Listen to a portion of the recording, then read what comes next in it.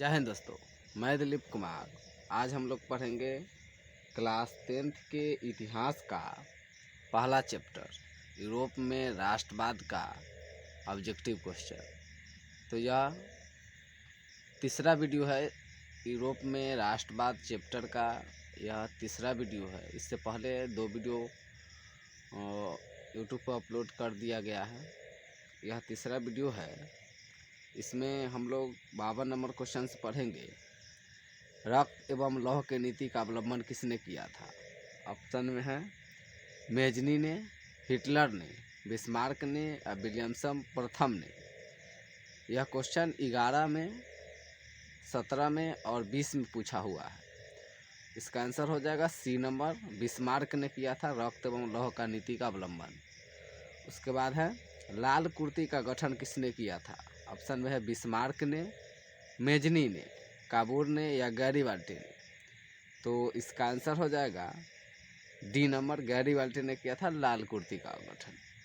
उसके बाद है फ्रैंकफर्ट की संधि कब हुई थी? ऑप्शन में 1863 में, 1864 ईस्वी में, 1871 ईस्वी में या 1872 ईस्वी में। तो इसका आंसर हो जाएगा फ्रैंकफर्ट की संधि हुई थी 1871 ईस्वी में। उसके बाद है 55 नंबर क्वेश्चन, वर्साय की संधि कब हुई थी? ऑप्शन में है 1918 ईस्वी में, उसके बाद है 1919 ईस्वी में, उसके बाद है 1920 ईस्वी में या 1923 ईस्वी में। तो वर्साय की संधि हुई थी 1919 ईस्वी में। उसके बाद आता है क्वेश्चन 56 नंबर, मरियान किस देश के राष्ट्रवाद का प्रतीक था? ऑप्शन में है फ्रांस का, जर्मनी का, इटली का या रूस का। तो इसका आंसर हो जाएगा मरियान था फ्रांस देश का राष्ट्रवाद का प्रतीक। इसका आंसर है फ्रांस। अब आते हैं आगे, क्वेश्चन नंबर है इंग्लैंड का कौन कवि यूनानियों की स्वतंत्रता के लिए यूनान में ही शहीद हो गए? ऑप्शन में है शेक्सपियर, उसके बाद है लॉर्ड बायरन, उसके बाद है मिल्टन। उपयुक्त में कोई नहीं। तो इसका आंसर हो जाएगा इंग्लैंड का कवि यूनानियों की स्वतंत्रता के लिए यूनान में शहीद हो गए, यह है लॉर्ड बायरन, जो यूनानियों की स्वतंत्रता के लिए यूनान में शहीद हुए थे। अब आता है गैरीबाल्टी पेशे से क्या था? यह क्वेश्चन बहुत VVI है और यह पूछता है, अब पूछा भी है। 12 में पूछा है, 14 में और 19 में, 2019 में, 14 में और 12 में पूछा हुआ क्वेश्चन है। और यह क्वेश्चन पूछता है गैरीबाल्टी पेशे से क्या थे? ऑप्शन में है सिपाही थे, किसान थे, जमींदार थे या नाविक थे। तो इसका आंसर हो जाएगा गैरीबाल्टी पेशे से एक नाविक थे। अब आते हैं आगे, क्वेश्चन है, क्वेश्चन बोला है चार्टिस्ट आंदोलन कहाँ संपन्न हुआ? ऑप्शन में है ऑस्ट्रेलिया में, इटली में, जर्मनी में, इंग्लैंड में।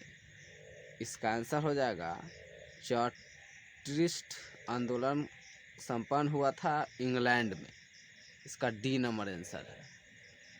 अब आते हैं 60 नंबर क्वेश्चन है, वार एंड पीस किसकी रचना है? ऑप्शन में हो जाएगा कार्ल मार्क्स की, लियो टॉलस्टॉय की या दोस्तोयेव्स्की की या एंजेल्स की। तो इसका आंसर है बी नंबर, लियो टॉलस्टॉय की। अब आते हैं किस युद्ध के बाद जर्मनी का एकीकरण पूरा हुआ? ऑप्शन में है क्रीमिया युद्ध, सेडोवा के युद्ध या फ्रांस डेनमार्क के युद्ध या सेडोन के युद्ध के बाद। तो इसका आंसर हो जाएगा किस युद्ध के बाद जर्मनी का एकीकरण पूरा हुआ था? सेडोवा के युद्ध के बाद जर्मनी का एकीकरण पूरा हुआ था। अब है 62 नंबर क्वेश्चन, किस युद्ध के बाद इटली का एकीकरण पूरा हुआ? ऑप्शन में है सेडोवा के युद्ध या सेडोन के युद्ध, क्रीमिया युद्ध या फ्रांस डेनमार्क के युद्ध। तो इसका आंसर हो जाएगा बी नंबर, सेडोवा का युद्ध। उसके बाद है किस संधि द्वारा जर्मनी का एकीकरण पूरा हुआ? ऑप्शन में है फ्रैंकफर्ट की संधि, कैक्सटीन की संधि, उसके बाद है डेनमार्क की संधि या प्राग की संधि। तो इसका आंसर हो जाएगा 63 नंबर क्वेश्चन के ए नंबर, फ्रैंकफर्ट की संधि द्वारा जर्मनी का एकीकरण पूरा हुआ। अब आते हैं 64 नंबर क्वेश्चन के साथ। किसने कहा था फ्रांस जब छींकता है तो बाकी यूरोप को सर्दी जुकाम हो जाता है? फ्रांस जब छींकता है तो बाकी यूरोप को सर्दी जुकाम हो जाता है। ऑप्शन में दे दिया गया है इस क्वेश्चन का नेपोलियन, हिटलर, मेटरनिक या गैरिबाल्डी। तो इसका आंसर है सी नंबर मेटरनिक। मेटरनिक ने कहा था फ्रांस जब छींकता है तो यूरोप में सर्दी जुकाम आ जाती है। उसके बाद है 65 नंबर क्वेश्चन। किसने अपनी कूटनीति के बल पर इटली की समस्या को संपूर्ण यूरोप की समस्या बना दिया? ऑप्शन में है काउंट काबूर, गैरिबाल्डी, मेजनी या विक्टर इमैनुअल। तो इसका आंसर हो जाएगा किसने कहा था कूटनीतिक के बल पर इटली की समस्या को संपूर्ण यूरोप की समस्या बना देंगे? इसका आंसर कहा था काउंट काबूर ने। उसके बाद है 66 नंबर क्वेश्चन। सन 1870 में फ्रांस और फ्रांसा के बीच युद्ध कहाँ हुआ था? ऑप्शन में है सेडोन, सेडोवा, साइन राइन या फ्रैंकफर्ट।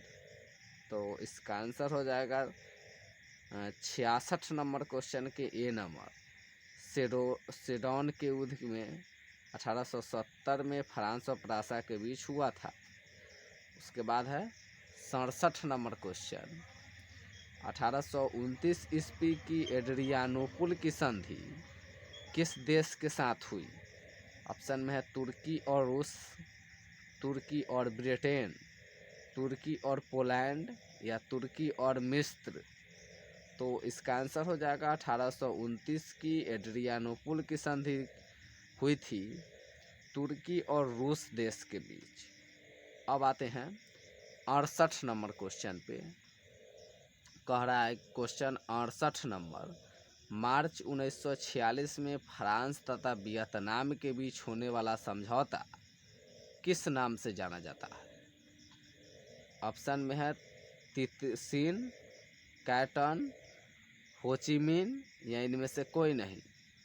इसका आंसर हो जाएगा इनमें से कोई नहीं, यानी कि मार्च 1946 में फ्रांस तथा वियतनाम के बीच होने वाला समझौता ये ऑप्शन में से कोई नहीं है। डी आंसर इसका सही है। अब आते हैं क्वेश्चन नंबर आगे है।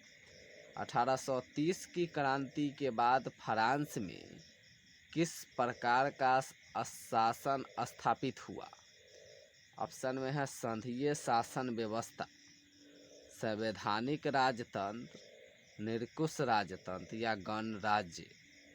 इसका आंसर हो जाएगा 1830 के क्रांति के बाद फ्रांस में जो शासन स्थापित हुआ वह संवैधानिक राजतंत्र था। उसके बाद है 70 नंबर क्वेश्चन। आर्थिक संकट के कारण यूरोप में कौन सी नई शासन प्रणाली का उदय हुआ?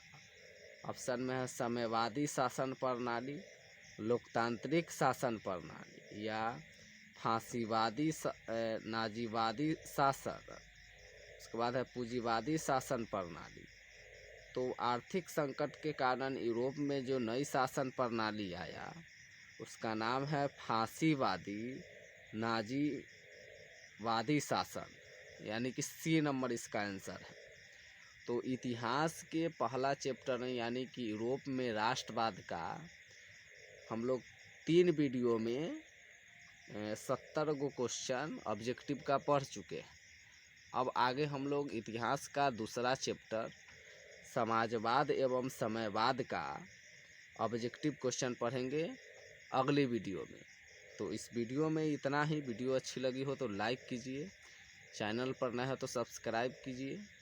मिलते हैं नेक्स्ट वीडियो में, तब तक के लिए जय हिंद, जय भारत।